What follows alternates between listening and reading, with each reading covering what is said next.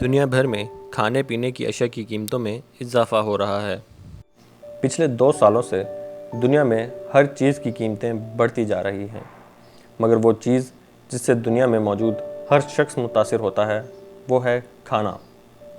اگر آپ نے اپنے گروسری کے بل میں اضافہ دیکھا ہے تو یاد رکھیے کہ آپ دنیا میں اکیلے نہیں ہیں جو اس مسئلے کا شکار ہوئے ہیں، بلکہ دنیا بھر ہی میں کھانے پینے کی اشیاء کی قیمتوں میں اضافہ ہو گیا ہے۔ غریب سے غریب ملک ہو یا امیر سے امیر، ہر جگہ ہی لوگ کھانے کی بڑھتی ہوئی قیمتوں سے متاثر ہوئے ہیں، اور بہت سے لوگ جو پہلے دن میں 3 وقت کا کھانا کھاتے تھے وہ اب 2 وقت کا کھانا کھانے پر مجبور ہو چکے ہیں۔ تو آخر کیا وجہ ہے کہ یہ بڑھتی ہوئی قیمتیں رکنے کا نام ہی نہیں لے رہیں؟ اور آخر دنیا کا ہر شخص اس سے کیوں متاثر ہو گیا ہے؟ آئیے جانتے ہیں۔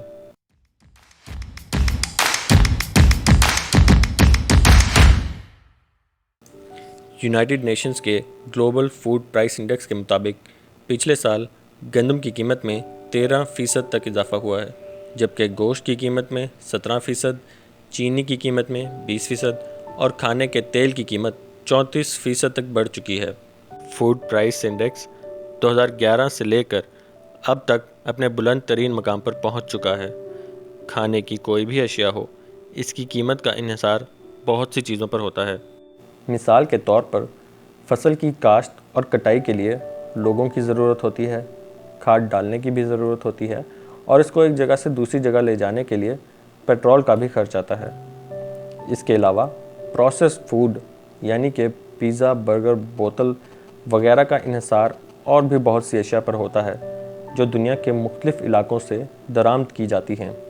پچھلے 2 سالوں میں کرونا کی وجہ سے دنیا بھر میں کھانے پینے کی اشیاء کی سپلائی چین بری طرح متاثر ہوئی ہے، اور کھانے کی کھپت اور پیداوار میں اچانک بہت بڑی تبدیلی آ چکی ہے۔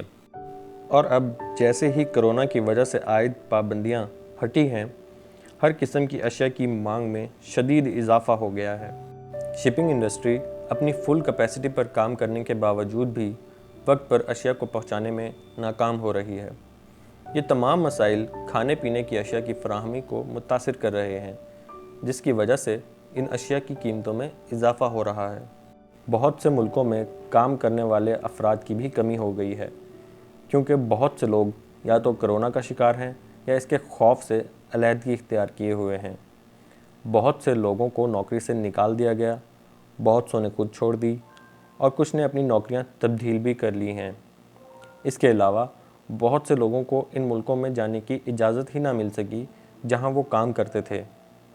ملیشیا کی پالم آئل انڈسٹری اس کی ایک مثال ہے، جس میں کام کرنے والے بہت سے لوگ بنگلہ دیش، نیپال اور دوسرے ایشیائی ممالک سے تعلق رکھتے تھے، جو کہ کرونا کی وجہ سے اپنے ملکوں ہی میں پھنسے رہ گئے، اور اس کی وجہ سے کھانے کے تیل کی فراہمی میں رکاوٹ آ گئی اور اس کی قیمت آسمان سے باتیں کرنے لگی۔ سپلائی چین پرابلم کے علاوہ جس چیز کی وجہ سے کھانے کی قیمتوں میں اضافہ ہوا ہے وہ ہے توانائی۔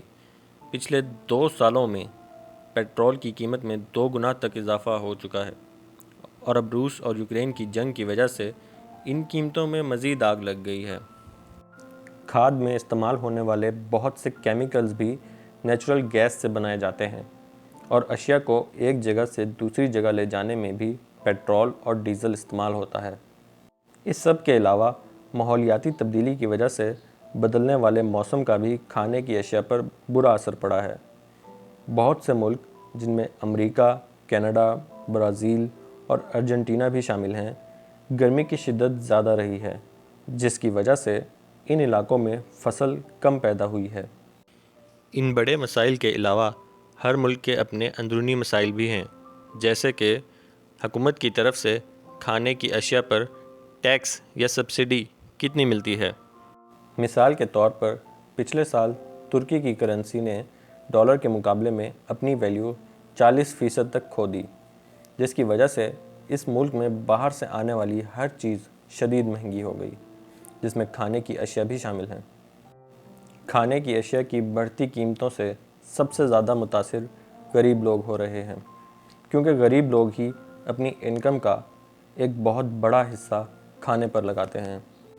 دنیا بھر کی حکومتیں اس مسئلے کی وجہ سے مشکلات کا شکار ہیں، اور جن وجہوں سے یہ قیمتیں اوپر گئی ہیں لگتا ہے کہ ان کو حل کرنے میں ابھی کافی وقت لگ سکتا ہے، اور تب تک دنیا بھر میں بہت سے لوگ مشکلات کا شکار رہیں گے۔